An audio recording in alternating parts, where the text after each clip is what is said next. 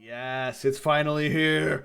The video that I have been saying that I wanted to make for the past couple of months now has finally arrived.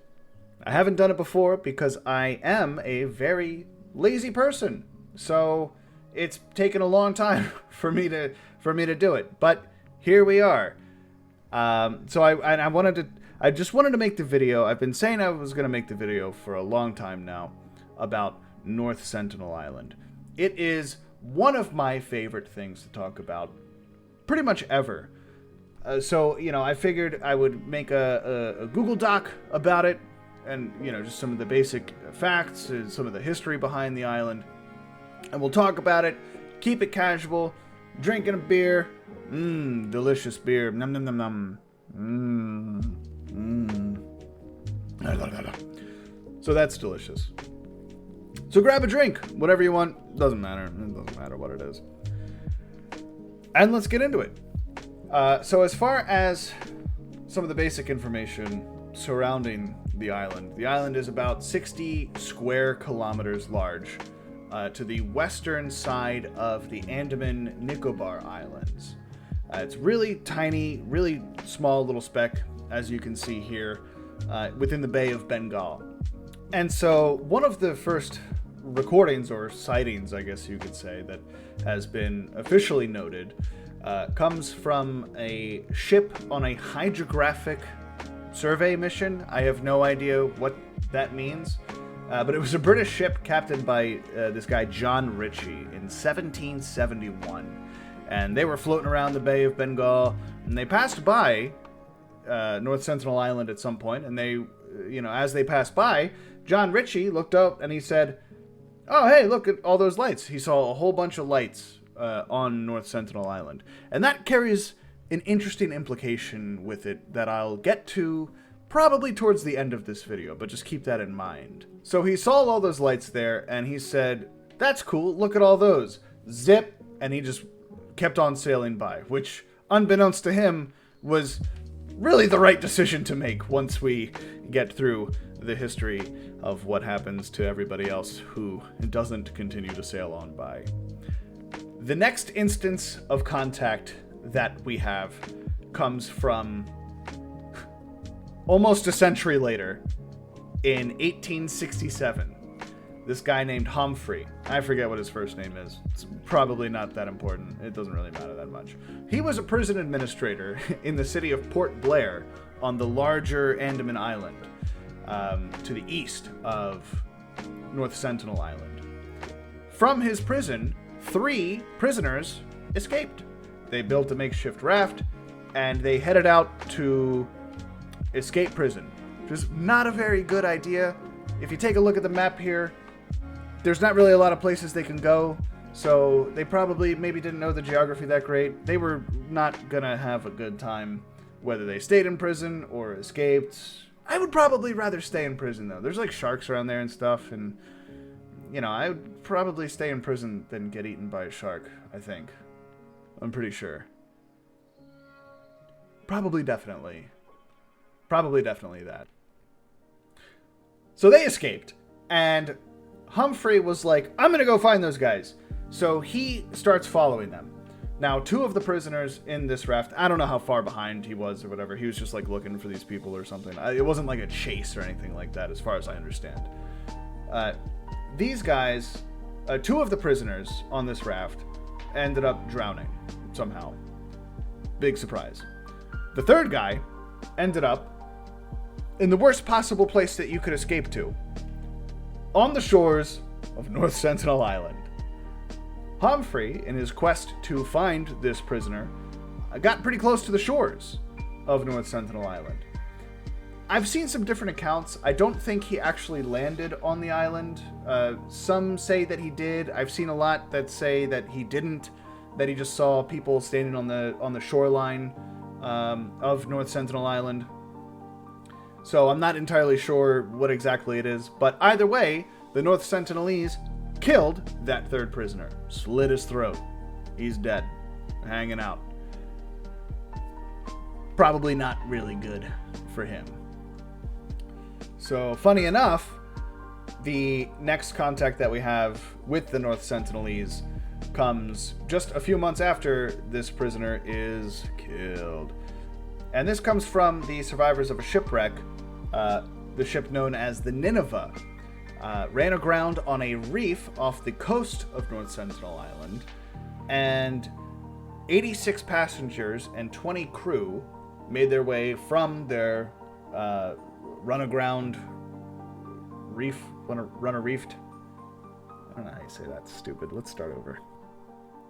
So, funny enough, the next instance of contact comes from a ship that ran aground on a reef a few months after that prisoner was killed by the North Sentinelese. This ship was called the Nineveh, and it's our first physical contact that's been recorded with the North Sentinelese people. 86 passengers and 20 crew members made their way from the beached ship, reefed ship. I don't know, it's up on a reef. You can't go anywhere with it. They made their way from the ship onto the beach, and they were there to await rescue. Now, they were probably like, oh, cool, super nice beach. We're kind of in some good temperature and whatever. Like, this is kind of neat. They had no idea that the island was occupied. They waited on that island for 3 days. And on the third day, the North Sentinelese came to say, you gotta go now. So they came out, and they were firing arrows and throwing spears and stuff. Now, as far as I can tell, which is wild, none of those people died. The 86 passengers and the 20 crew members, none of them died. They were all eventually rescued by the British Royal Navy. But some of those accounts, or at least one of those accounts, from one of the people that was stranded on the island, is really interesting to me. And this sort of gets into some of the more interesting aspects of the island that I like talking about. And I'll mention it later. I'll bring it all back. We'll loop it all back around. We'll get into it, you know. But that brings us to our next guy. This guy was the worst. And his name was Maurice Vidal-Portman. Now, Maurice Vidal-Portman, you'll see why he's the worst as we go through his history. He was born in 1860 in Canada. Eventually traveled over to that area of the world and he joined the Royal Indian Marine when he was 16 years old. And in 1879, when he was 19 years old, he was made officer in charge of the Andamanese. So he's like the guy in charge of the group of islands. He was a pretty weird dude. He was very fascinated with the uncontacted tribes of the Andamanese. It wasn't just the North Sentinelese who were uncontacted at this time. There were a number of different tribes, and we'll talk about some of them later on in the video as well. But he would make expeditions to various parts of the islands, and some of the things that he did were just so weird. Like, he would get members of these tribes together, and he would take a lot of pictures of them in, like, various poses. One account describes how he would position them in, like in Greek homoerotic statue sort of poses to take pictures of them, which is just like, why would you do that? What are you doing? You know, he would like measure different parts of them, just do like weird, just weird stuff. Just seemed like a weird guy. So the North Sentinelese fascinated him, the fact that there was this island of uncontacted people out there. He wanted to go ahead and knock on that door. So he did. He took a team over there, and he launched his first expedition to the island in 1880. Now, on this expedition, they took a team of people. It was him and a team of people who landed on the island. And actually, this is, they discovered a lot of stuff on the island. This is the first instance where an expedition has landed on the island, has explored into the island, and has gotten back off the island safely. But we'll go into why why getting off safely wasn't really the best thing. When he was on the island, he noted that there was a large network of trails throughout the jungle. He noted a large amount of abandoned villages. He didn't really find anybody. And it seems to be the case from this account that the North Sentinelese, or at least some of them, and we'll get more into what I mean by that later, don't engage with large groups of invaders, if you will, on their island until they know they can maybe beat them or drive them away. It seems as though, so like for example, with the Nineveh, it took the North Sentinelese 3 days to respond to their presence on the island. With Maurice Vidal Portman, he wasn't even on the island for 3 days. He just went through. The North Sentinelese probably saw him coming and said, all right, everybody, let's go. Let's abandon. And they retreated back into the woods so that they could watch from afar, see exactly what he was doing, and, plan or react accordingly to that. Well, unfortunately, not everybody was able to evacuate one of the villages. On this expedition, Maurice and his team found one village that was occupied by 2 adults and 4 children. And the adults were a little bit older, and the children were children. So, as any expedition person, or adventurer, I should say expedition person, as any adventurer, I guess he sees himself as, I don't know, as any good person would do, he decided to kidnap these people. He said, hey, look at those old guys and those kids there. Bring them back. Let's go. So he did. He kidnapped the 6 people and brought them back to the city of Port Blair. Now, I know that germ theory was not widely recognized at this time. It was still in its infancy, relatively. Probably not front page news. But he should have realized, I think Maurice should have realized, that at some point, people get sick when you're around other sick people, and if you're in an environment that is, foreign to your immune system, you're probably going to get sick with those pathogens a lot easier than if you're exposed to them. That's just look at the Indians, smallpox blankets, not good. They didn't have those. And then they did. And then a lot of them died. Not good.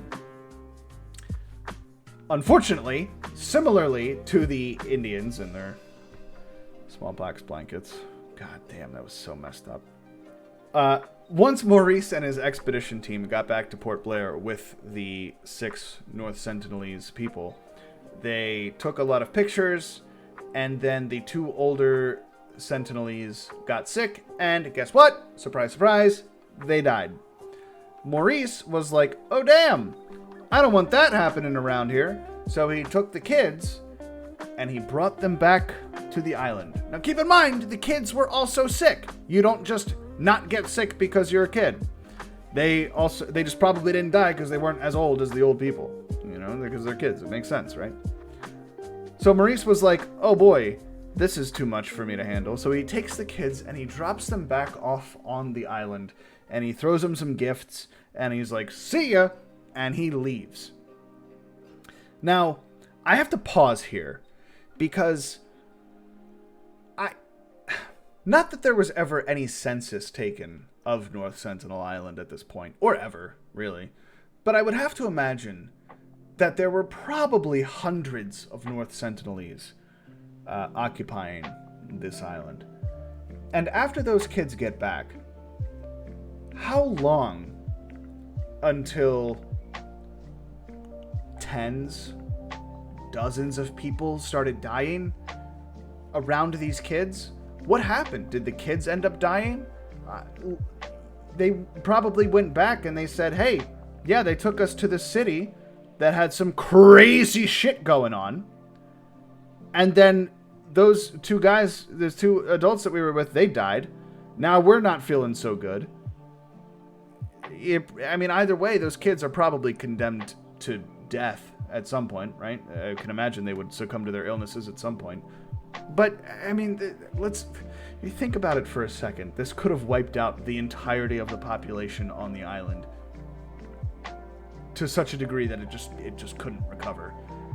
It doesn't seem to have done that, obviously. But, man, how close. How close. It's just the worst. It's just so wild to me. It's so inept and incompetent of an expedition by Maurice here to do that. So that makes him the worst. He's not a good guy. A very shit guy. But then we wait a long time before we get to probably the best guy in our story. A guy by the name of Triloknath Pandit. Now, just to give you a little bit of background on Mr. Pandit, he was the head of the Andaman and Nicobar Regional Center of the Anthropological Survey of India. I had to look at my notes to read that because that is a very long title and a really cool title. He was the first professional anthropologist to land on North Sentinel Island, and he did so in 1967. So, at least he did so, Maurice, he was a hell of a guy. He made a couple of additional expeditions onto the North Sentinelese Island. And actually, something funny that I forgot to mention just about this guy, because he's just the worst. He's just the worst. And a lot of people credit the Sentinelese people's reaction to expeditions or people who land on their island. A lot of people say that they have those sorts of negative reactions, immediately hostile, because of Maurice Vidal Portman's actions of kidnapping those people, returning them, just the kids, back, and potentially killing tens or dozens of the other islanders with their germs or whatever.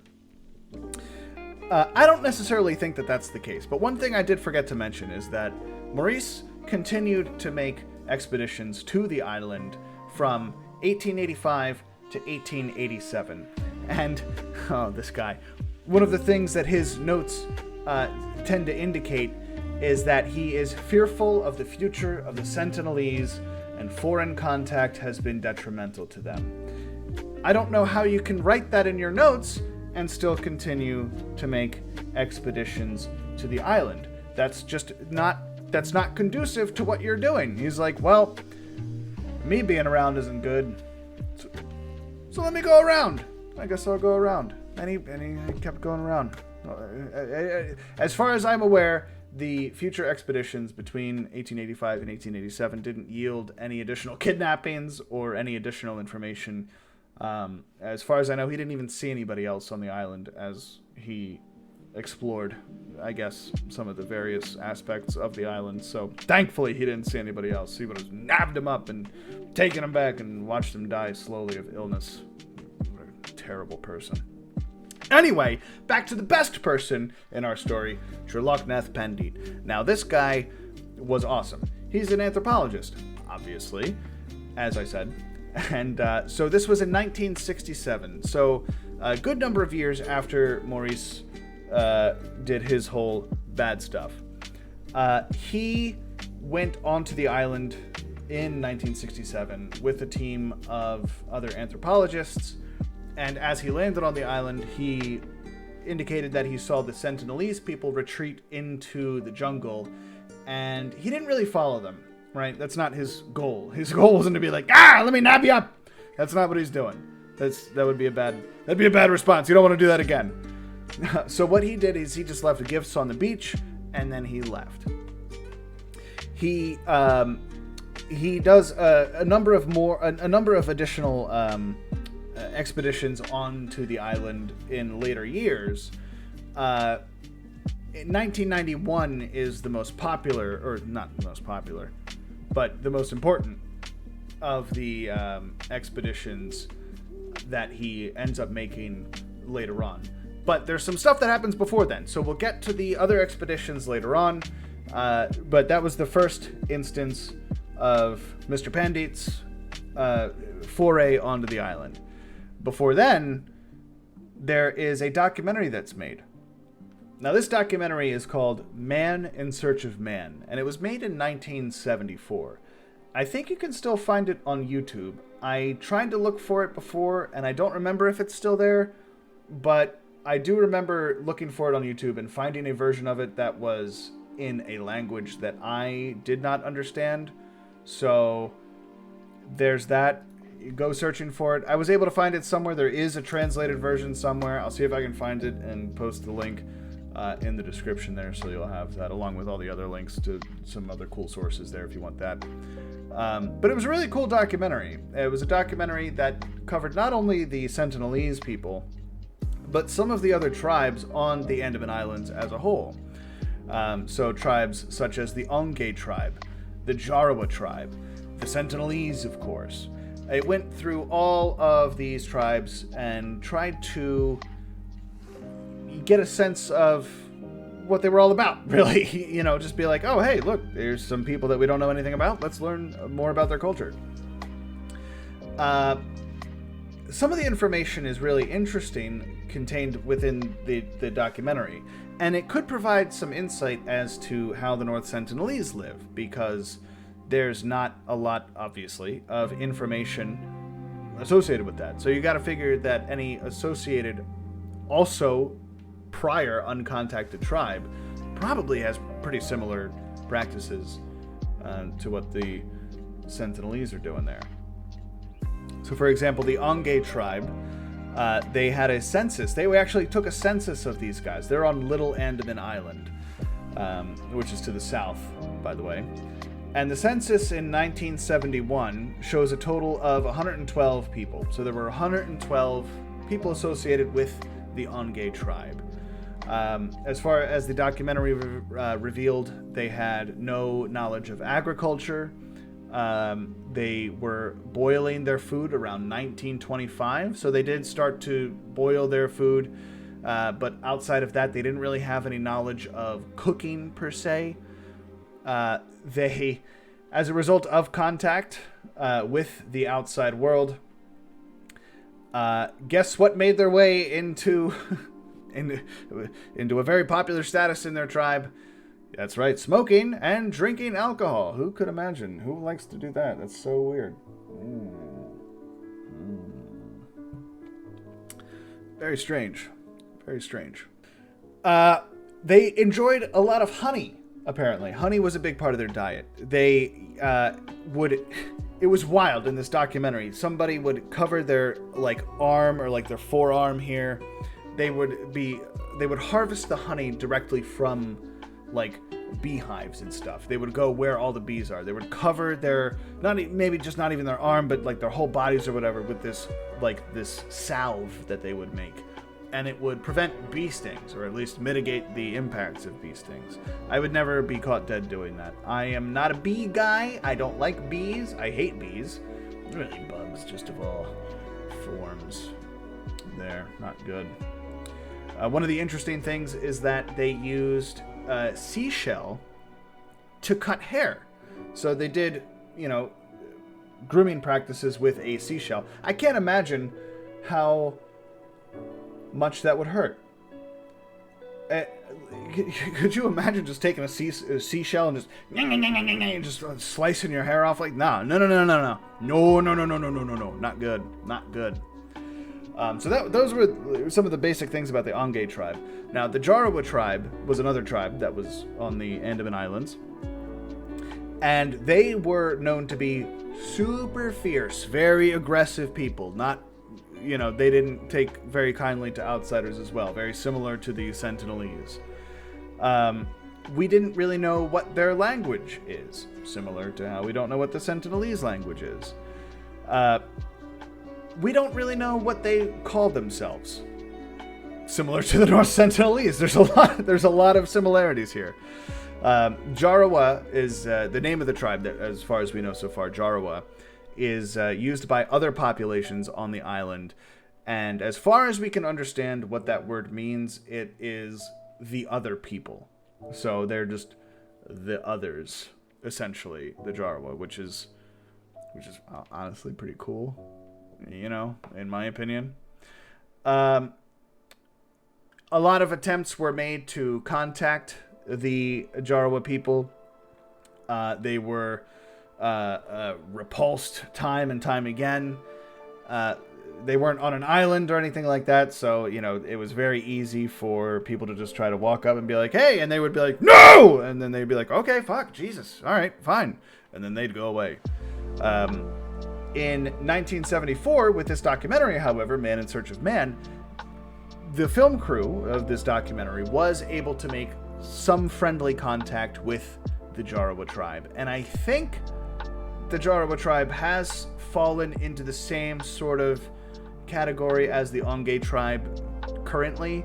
There's some other stuff that I'll talk about later with the Jarawa tribe that is a little, you know, it's kind of weird. I guess I can talk about it now. It doesn't really matter. One of the popular things to do on Andaman Islands is people, I don't know what you call it, people tourism, treating these tribes like they're animals in a zoo. You can purchase illegal safaris to go through their tribes' land, and they'll come up to these vehicles that you're traveling in expecting gifts and things of that nature. As far as I understand, they've gotten into smoking and tobacco, same thing. Smoking and drinking as well. So contact, probably not great. Probably not a great overall experience for these guys. Although, you know, who knows, maybe they get some cool stuff. Probably not, though. Probably not enough to make up for all the negative aspects that the outside world brings to these people. And then the last tribe that was covered on Man in Search of Man was the Sentinelese. And so the camera crew successfully did land on this island. They left some gifts such as coconuts. They left a pig, some knives. They left some plastic products, like bowls and utensils, things of that nature.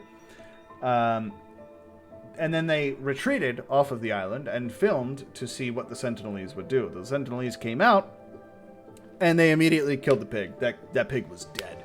They killed that pig right away and buried it. So they were like, we don't even want this as food, okay? They took the other gifts. They took the other gifts. But that pig they were like, nah, not even. And during the filming of this, one of the Sentinelese tribespeople fired an arrow that hit the director in the thigh, who was in a boat off the coast of this island. Now, let me just put this in perspective for you. This arrow that hit the director in the thigh, he lived, by the way. He survived, which is wild.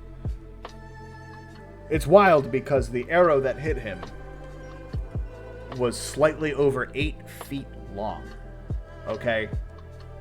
Imagine that. Just picture that for a second.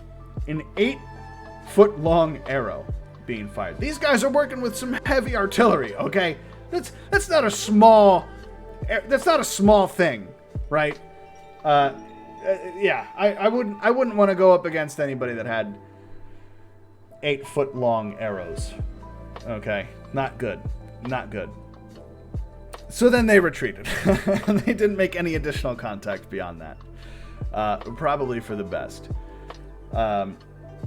As far as I understand, now this documentary was made in 1974. We don't have any additional contact made from 1974 until we get to probably the most interesting event that took place on the island, and that is the wreckage of the MV Primrose that happened August 2nd, 1981. So the MV Primrose was a cargo ship that was traveling from Bangladesh to Australia.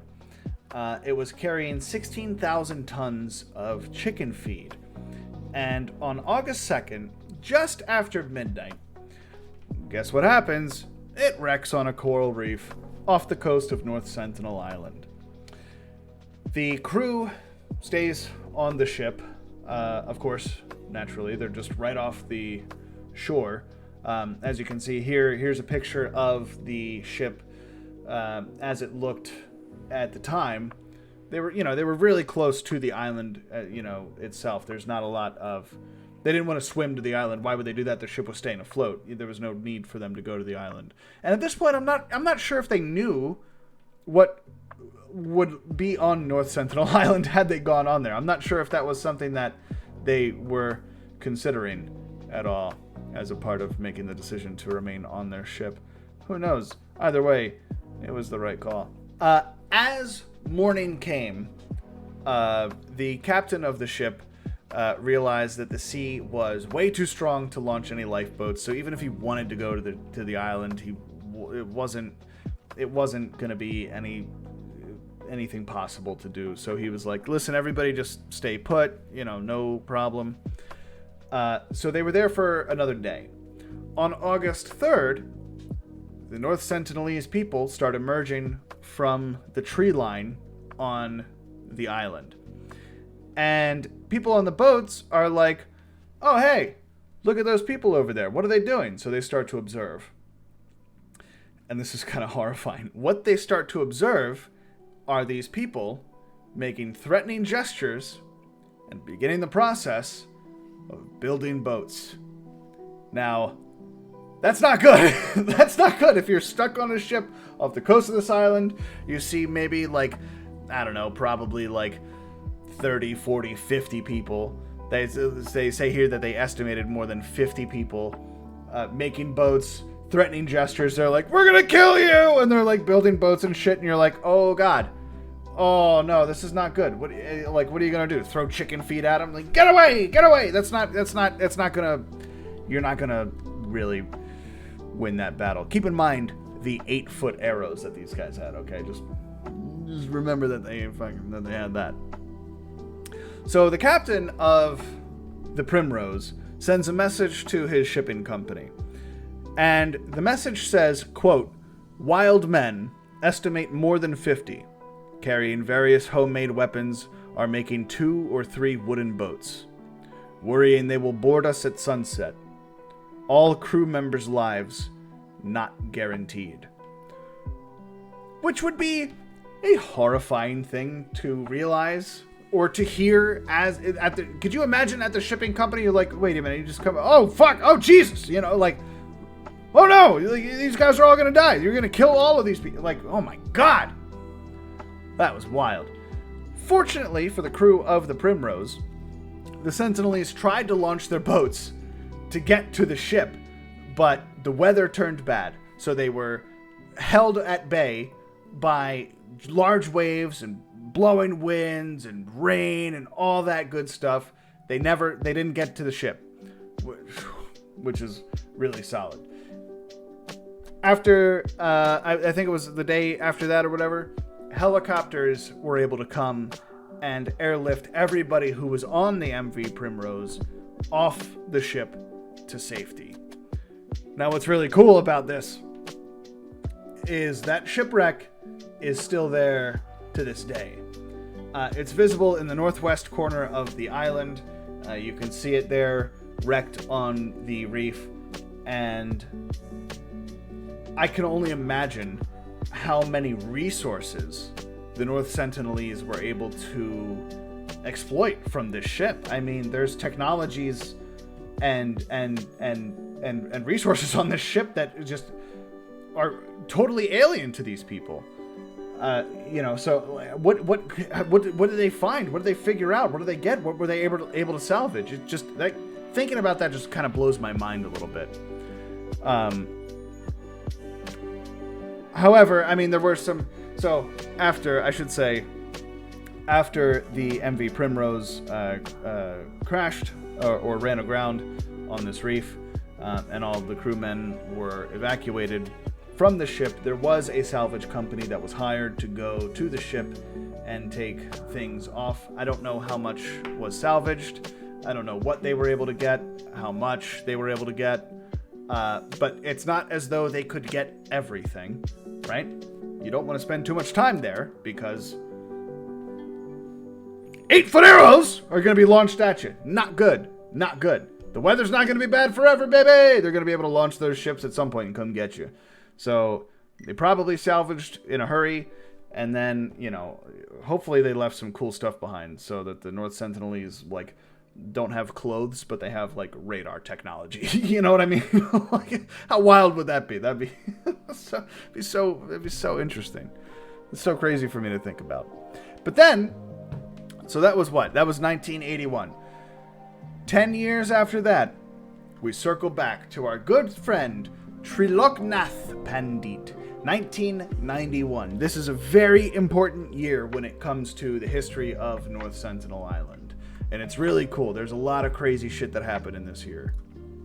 And probably the coolest thing that happened in this year, really only the most important thing probably ever that's taken place in the history of us knowing about North Sentinel Island, is that this was the first friendly contact that anyone has ever had with the North Sentinelese people.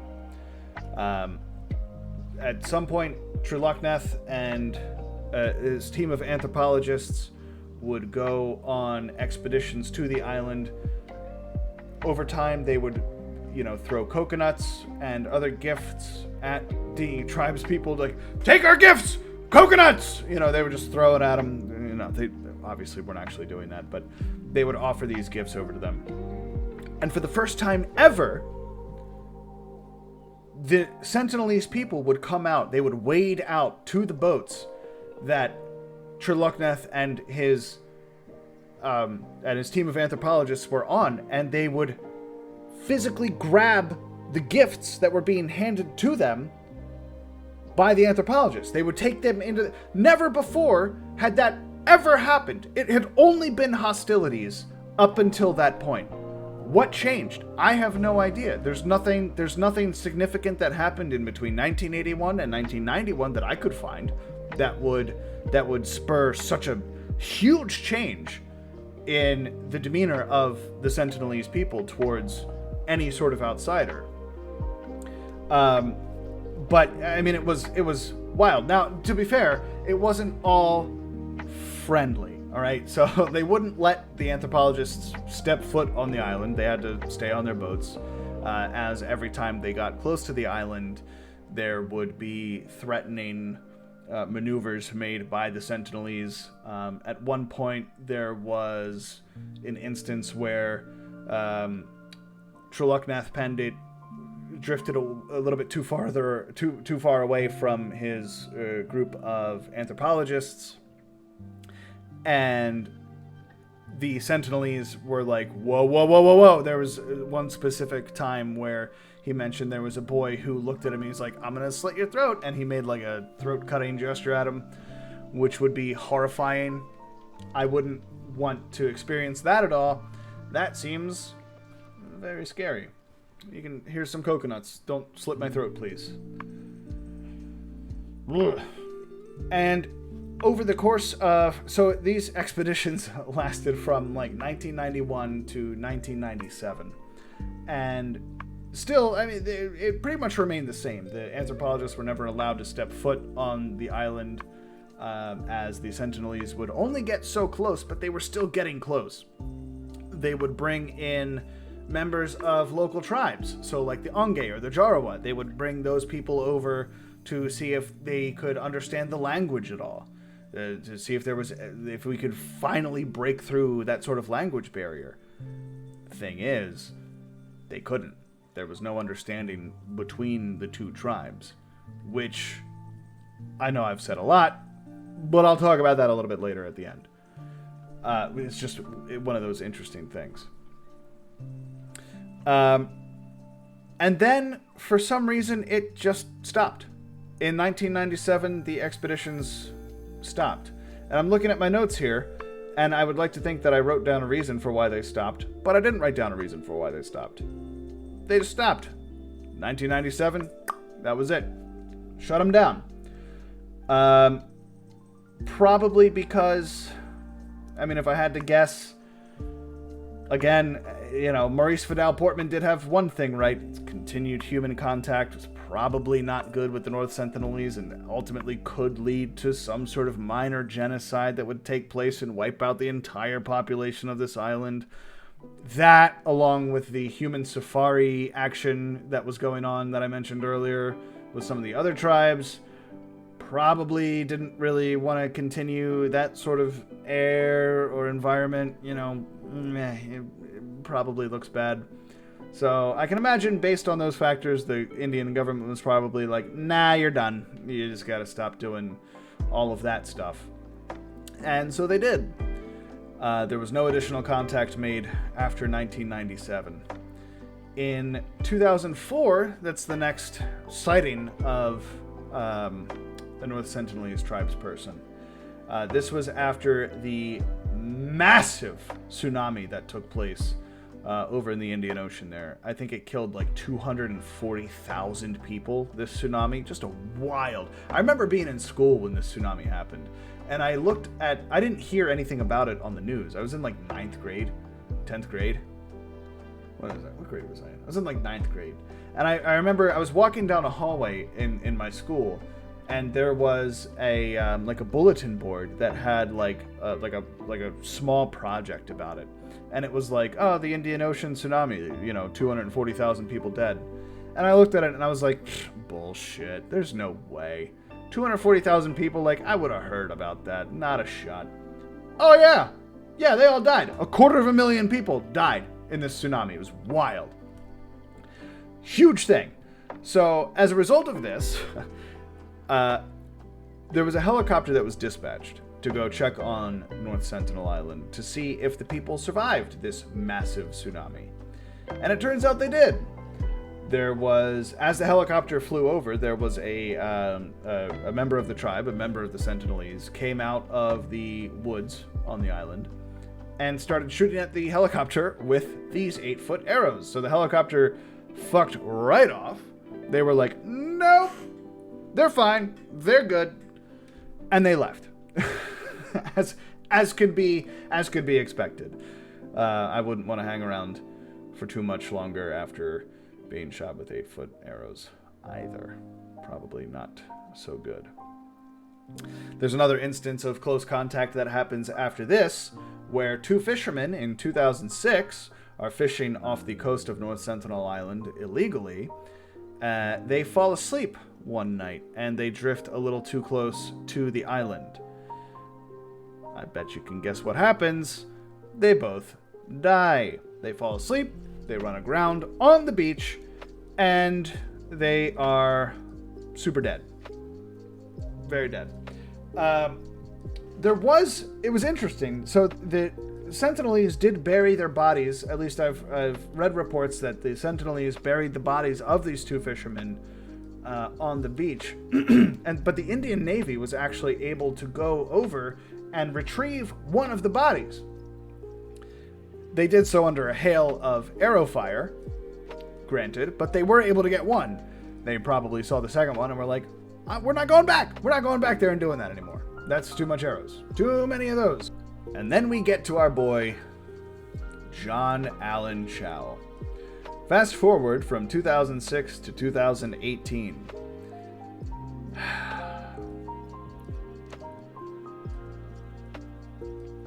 What can I say about this guy? Probably the most about this guy. There's actually some interesting things, some interesting insights that he kept in his diary. So we're going to go through it a little bit and see what my man had to say. But, oh man. So, John Allen Chau was born in December of 1991. He was always interested in outdoor activities, hiking, biking, camping, just adventuring in general. But he would use this passion for the outdoors in what I would consider to be one of the worst possible ways imaginable. He ended up going to Oral Roberts University in Oklahoma, and as far as his friends' accounts of him go, he was described as a fervent Christian. He was very keen on making missions. One of his dreams actually was to become a missionary to various uncontacted tribes around the world to spread the word of Jesus. You can imagine where this is going. He had been on mission trips to, let me read my list here, Mexico, South Africa, Iraqi Kurdistan, and he went to the Andaman Islands in 2015-2016, sort of as a precursor run just to see what it would be like to travel to North Sentinel Island. That was like one of his main goals. He's like, I'm going to go to this island to convert these people into Christianity, and it's going to be friggin' sweet. He worked with a company called, a church, a missionary organization. I'm not entirely, an organization. We'll call it an organization called All Nations in Kansas City, which was pretty wild. There was a report from the New York Times indicating that the training included navigating a mock native village. It would be populated by missionary staff, and they would pretend to be hostile natives.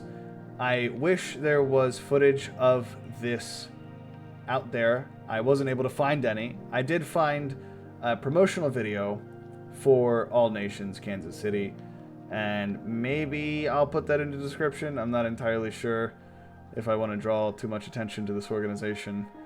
I gotta figure out where I stand on that one. Either way, not good. I can only imagine a bunch of missionaries standing around being like, all right, we're supposed to be tribesmen. Okay, we have our spears and whatever. Oogaboo. Like, oh, shit. Not good, man. Oh, boy. Really bad stuff. So he decided that 2018 was going to be the year. John traveled to Port Blair in 2018, and he prepared his contact kit where he had his Bible, medical supplies, gifts, things of that nature. He described North Sentinel Island as Satan's last stronghold, so he was there to sort of take care of that, wipe that all out. Yeah, probably not good. Thankfully, he was a little bit smarter than Maurice, though, and he quarantined himself. Once he arrived in Port Blair, he went into quarantine for 2 weeks, just to sort of cleanse his body of any germs or, any bad things that he could spread over to the people. I don't think that would have done it, but maybe, at least he took a little bit of a step, I guess, He was able to find a couple of local fishermen who took them on his boat. He paid them around $330 for them to take them to North Sentinel Island. The reason that John had to pay for these fishermen to take him there is that the Indian Navy had established a 3-mile exclusion zone around the island, so nobody could go there. They wanted to protect this island. They were like, there's no reason why anybody should mess with this thing anymore over here. But you can still, apparently, illegally travel there if you have a couple $100, which John did.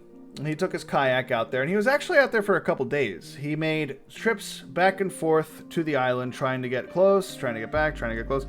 It's very interesting. There's an excerpt of his diary that I was able to find. That link is definitely in the description if you want to check out what he wrote about his experience kayaking to and from North Sentinel Island on these couple of occasions. There were some occasions where he landed on the island and he stashed a bag there, so he could come back to it. I was trying to pinpoint where he landed on the island, where he could stash this sort of equipment, and I think it was somewhere in this region here. I'm not entirely sure. But at least as far as the diary notes, this is around where I can imagine he would have landed. So, yeah. So, yeah. As you can imagine, it didn't turn out very well for him. On one of the landings, he tried to speak, I don't know how to pronounce this very well. Xhosa? Xhosa? It's a language spoken in southern Africa. He tried to speak this language to the tribes people, I guess thinking that they would understand it, because who knows why. And they laughed at him, essentially. They would say things to him. He would repeat the sounds that he thought he heard them make, and they would laugh at him. He would try to take his kayak closer, and they would shoot arrows at him, which is like, hey, we're laughing at you, not as like a, hey, friendly, we're good. We're laughing at you as like, hey, we're mocking you, don't fucking come closer, or we'll kill you with these 8-foot arrows. I'm not gonna stop thinking of 8-foot arrows. Jesus. At one point, he was in his kayak, and I think he was in his kayak, and there was a boy with a bow and arrow who shot John with an arrow, and it pierced his Bible. My man had a waterproof Bible, okay, and he's dedicated. And the arrow goes straight through the Bible. How crazy is that? That's a sign right there. They don't want to be talked to about Jesus. Leave Jesus out of there. Jesus doesn't need to be there. Let Satan have his stronghold. That's fine. You know, whatever. That's all good. He had left his kayak on the beach, I think, at this point. No, he was on the beach. That's right. He was on the beach at this point. He left his kayak on the beach, and he had to swim. He had to get out of there because they were going to kill him. He ended up swimming a mile back to the fishing boat where he was picked up, and he was like, whoa, woof, crazy stuff. Let me go back again tomorrow. So he convinced the fishermen to drop him off closer to the island than they had been waiting. He swam and waded onto the shore. And this was the last time that John Allen Chow was alive. Because they killed him. They got him with a bow and arrow there. I think probably with the bow and arrow. The fishermen left after they dropped him off, and they came back and saw him lying dead on the beach. They witnessed the North Sentinelese drag his body around, and I think they buried him on the shore, and that was that. No attempts have ever been made to retrieve his body, nor should there be, in my opinion. Just leave him there. He was dumb enough to go there. He should stay there, at this point. Sorry about it. Don't go there. Just don't go. just don't go there. I believe at one point either the families or some sort of government wanted to charge the island collectively with murder, I guess. I read some reports of that, but that is obviously stupid, so that charge was nixed. That was dropped off. Which is for the best, because what are you gonna, are you serious? Are you just gonna, you're gonna take them into court and be like, you murdered that guy, and they would be like, fucking yeah, of course. Do you not know about us here? And that was that.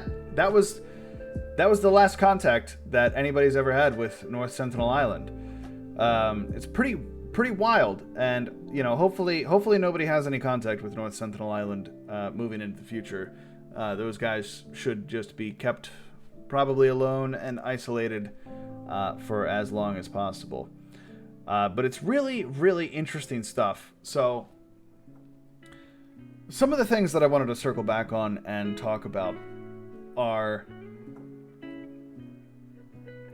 it's estimated that these guys have been on the island. The North Sentinelese have occupied this island for the past 60,000 years. Okay? 60,000 years. That is a long time. That is an amount of time equal to when there were other, lesser forms of humans walking the earth, right? This is back in, the Denisovan age, right? Which, that on its face is wild to me.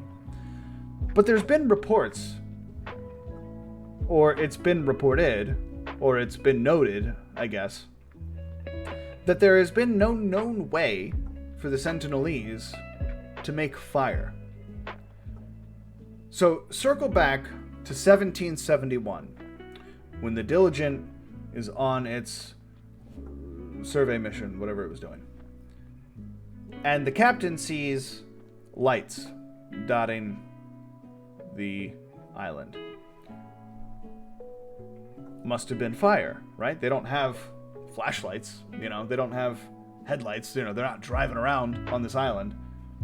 So it's speculated that they don't have the ability to make fire, but yet they have fire. They must have kept this fire going. Think about this. They must have kept this fire going for hundreds of years. Is it just a continual fire that they keep feeding? Or do they have the ability to, like, do they know, like, how friction makes heat and stuff? I'm sure they must, probably, right? Do they have the ability to make fire? I don't know. We're not sure. But that's one of the possibilities. It's like maybe lightning struck the island at some point.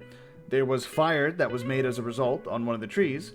And they were like, oh shit, this is a cool thing.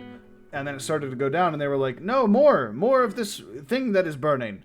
Which would. And then they, just have kept that alive for the past couple hundred years. I would prefer to think that would be the case, because that to me is just awesome. It's just such a cool concept that they have their own eternal flame on this island that just never goes out, and it's their job to just keep it burning forever. Another thing that I like to think about with them is, what is their just general sociology like? What's their culture like?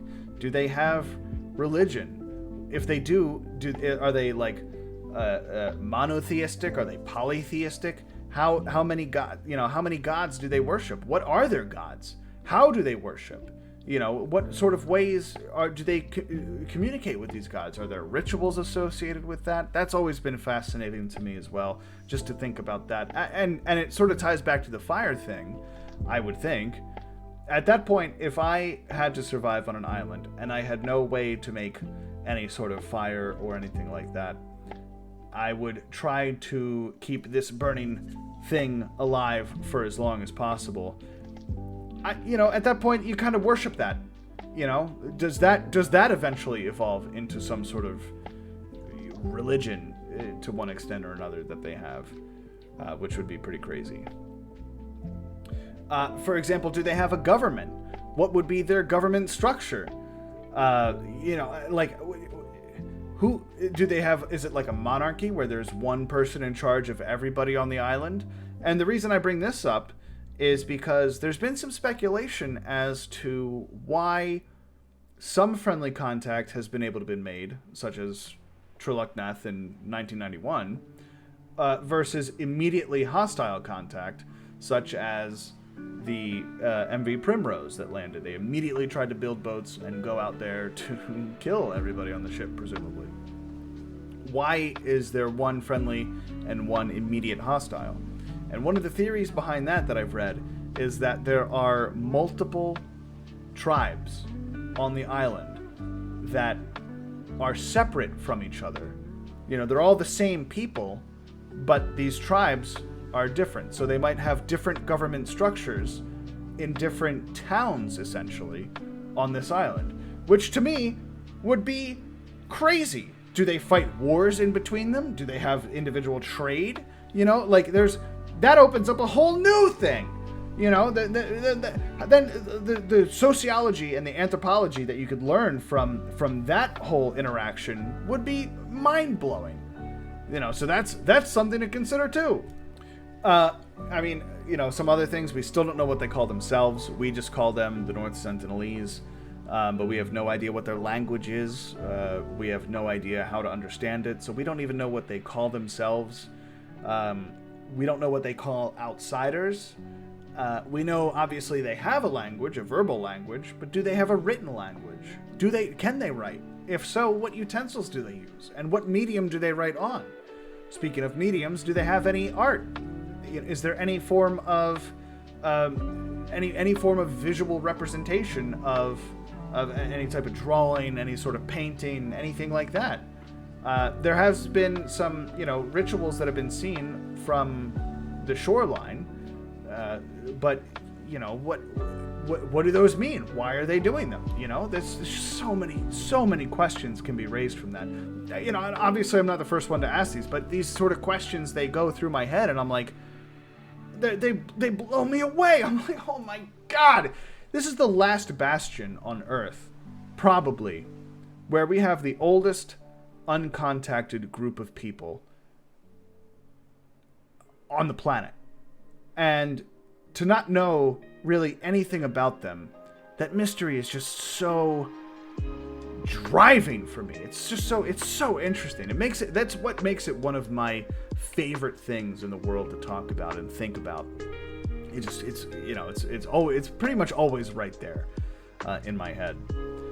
Of course, with that mystery, you're going to find a lot of conspiracy theories that come along with it. One interesting conspiracy theory, now obviously this didn't happen, but I saw this floating around online, where there was, so in 2014, there was a disappearance of a jet from Malaysia. It was Malaysian Airlines flight MH370. Now, there is a huge conspiracy out there that the jet crash landed on North Sentinel Island. And it's pretty crazy because, as you can see in these pictures, there was a wildfire that happened on North Sentinel Island, as shown by these satellite the satellite information, the satellite picture here, and then we have I guess a thermal imaging of the island that you can see, where the fire actually took place. Obviously not a plane crash. If it was a plane crash, you would see a plane there, I would imagine. It doesn't really make sense for the plane to end up there, but that happened like the day after, like the morning of MH370 disappeared overnight, and so like the morning of is when we have this new satellite imagery of North Sentinel Island. It just so happens that there's a massive wildfire on one corner. It's like, oh, okay, what a coincidence, which it is, but still an interesting conspiracy theory to think about nonetheless. And of course you have all the others, like, there's some secret base hidden under the island that, there's just, everybody's just being, told to stay away from, this and that, things of that nature. But I don't put any credence in any of that. So yeah, that is the story of North Sentinel Island. I'm so glad I was finally able to make this video to talk about it, and I hope you enjoyed watching it. All of the links for my sources are in the description if you want to read through them. There are also tons of videos on YouTube that talk about North Sentinel Island. Go and watch all of them. They're all pretty cool. They all have a different, unique perspective, and all of them are better than mine. So don't waste your time with me anymore. That's not good. I'd like to, at some point, make another video about some other cool stuff. I have a whole list of fun things that I'd like to talk about. But again, as I said, circling back to the beginning, I'm a lazy guy. I'll try to get those out whenever I can, if I have time. Hopefully that'll be sometime. But we'll see. So I'll be sure to let you guys know if that does happen. Again, thank you for watching, and have a good day and stuff.